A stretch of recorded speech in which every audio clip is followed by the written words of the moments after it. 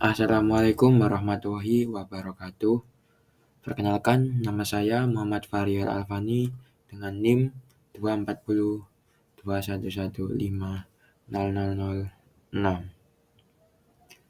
Di sini saya akan menjelaskan tentang tugas metodologi desain arsitektur. Tugas yang kedua pada tanggal 27 Januari 2025.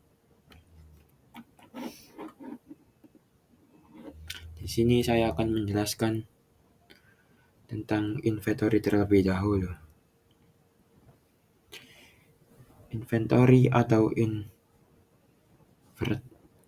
inventarisasi data adalah proses pengumpulan, pencatatan, dan analisis berbagai informasi atau data yang relevan dengan proyek desain. Yang kedua, analisis data adalah proses pengolahan dan interpretasi informasi yang telah dikumpulkan. Yang ketiga, sintesis data. Sintesis data dalam metodologi desain arsitektur adalah tahap setelah analisis. Di sini kita bisa lihat set plan. Set plan-nya yaitu Perumahan Permata Gerah Agung atau bisa disingkat saja PGA, Blok G1 nomor 12A, yaitu rumah saya sendiri. Ini ada hitam-hitam kecil, itu lokasinya. Pada bab pertama, inventarisasi data.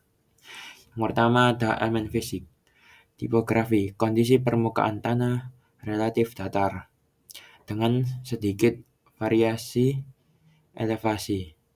Tidak ada perbukitan atau area bergunung yang signifikan di sekitar lokasi. Yang kedua ada vegetasi, terdapat vegetasi seperti pohon pelindung dan tanaman hias yang berada di sekitar perumahan. Tumbuhan yang berdominan adalah pohon perindang dan taman pagar, yang biasanya ada bergelantungan di pagar-pagar depan rumah. Yang ketiga ada iklim. Lokasi ini memiliki iklim tropis dengan curah hujan yang cukup tinggi di musim penghujan. Dan suhu udara rata-rata sekitar 27 sampai 30 derajat Celcius. Kelembapan udara juga cukup dingin. Yang keempat ada tata guna lahan. Area ini sebagian besar digunakan untuk perumahan. Jadi agak keseluruhan itu perumahan. Di sekitar lokasi juga terdapat area komersial kecil dan beberapa fasilitas publik seperti masjid.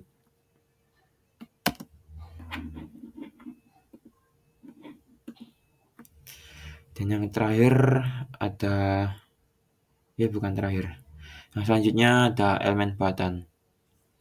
Elemen buatan seperti jalan utama kompleks perumahan relatif baik, dengan jalan aspal yang menghubungkan blok-blok sekitar perumahan. Bisa kita lihat gambar di bawah ini yang menunjukkan bahwa adanya palang bertulisan blok-blok di daerah tersebut. Yang kedua ada bangunan rumah-rumah tinggal berkonsep minimalis dengan sebagian besar bangunan 2 lantai. Ada juga beberapa fasilitas umum seperti pos keamanan dan taman kecil di beberapa sudut perumahan. Bisa kita lihat pos perumahan itu berada di depan perumahan atau pintu keluar masuk. Dan di belakang pos itu ada sebuah taman kecil untuk tempat duduk-duduk anak kecil bermain.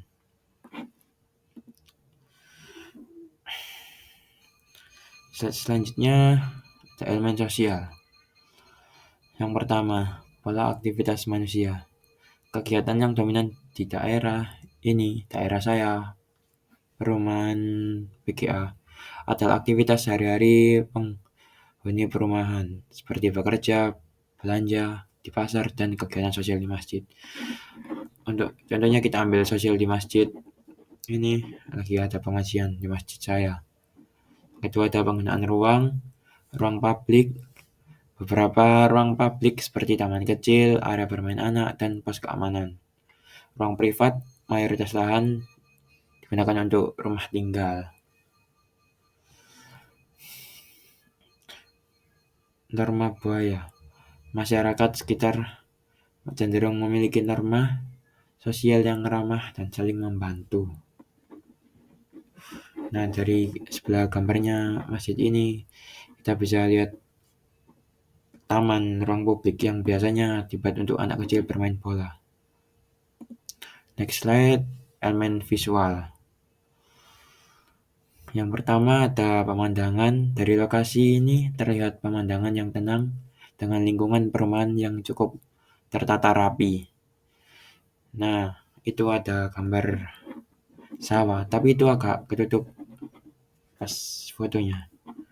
Jadi itu di belakang pohon-pohon pisang atau pagar ini ada itu sawah yang bisa dilihat untuk pemandangan. Yang kedua, komposisi ruang.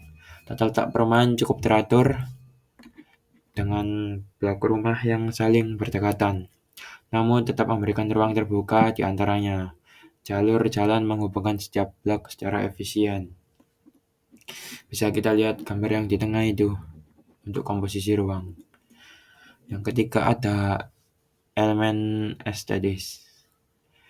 Desain rumah yang minimalis dengan dominasi warna netral seperti putih dan abu-abu. Ada juga elemen pagar taman di depan rumah yang menambahkan estetis dan harmonis. Bisa kita lihat gambar yang sebelah kanan. Dan yang terakhir ada norma buaya. Masyarakat sekitar cenderung memiliki norma sosial yang ramah dan saling membantu. Sudah tadi kayaknya.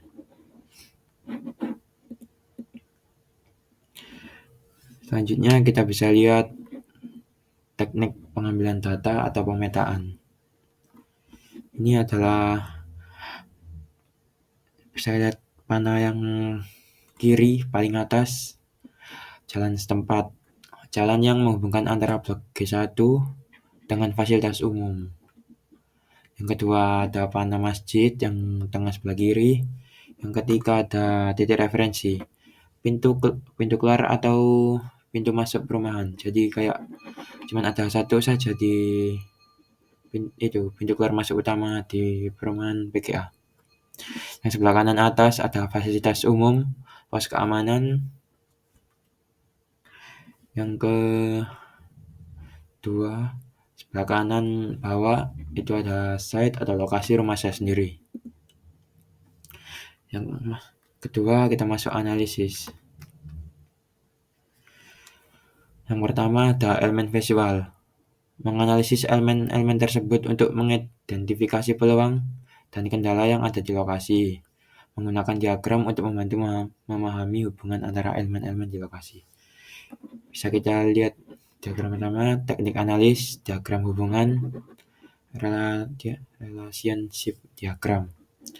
Nah, ini adalah site menuju ke akses yang utama, fasilitas umum, keamanan. Terus fasilitas umum kita bisa ambil masjid, musola, jalan trotoar, dan keamanan, pos keamanan, dan penerangan jalan. Atau bisa disebut juga lampu-lampu jalan. Next slide, pemetaan peluang dan kendala. Opportunity and contrast maps. Bisa kita lihat yang sebelah kiri area keterbatasan. Itu kurang N. Zona kemacetan ada di jam sibuk dan jam sekolah. Dan keterbatasan infrastruktur ada di jalan rusak, drainase, penerangan. Jadi bisa penerangan itu kurangnya lampu lah. Bisa kita lihat area peluang pengembangan. Lahan kosong untuk pengembangan. Yang pertama ada taman, kedua fasilitas olahraga, yang ketiga ada pusat komunitas.